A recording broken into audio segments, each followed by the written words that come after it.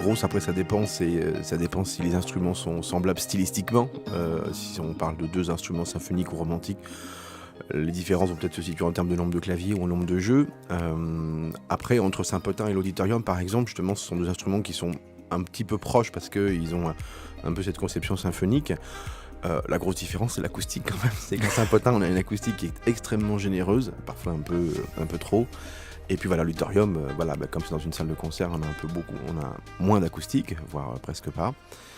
Voilà, après, entre chaque instrument, c'est la manière dont on a harmonisé les tuyaux, dont on les fait chanter, le nombre de claviers, le nombre de jeux, le nombre de touches par clavier, le nombre de touches sur le pédalier. Enfin, comme disait Claire, ça fait partie de tous ces éléments auxquels il faut s'adapter, il faut tenir compte quand on prépare un concert.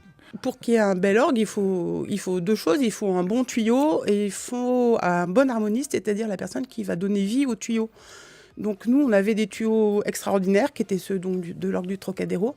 Mais à l'arrivée à Lyon, ils ont été un peu estropiés, on va dire, par la personne qui a fait l'installation.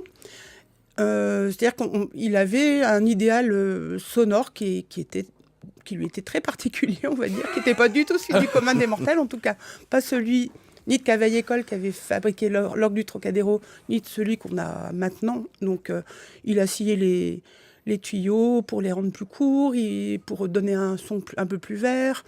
Il a limé sur les bouches, il y a des petites dents qui produisent, qui donnent vie au son. En fait, il a limé tout ça, donc on avait des sons très, très inertes, en fait, très plats. Enfin, voilà.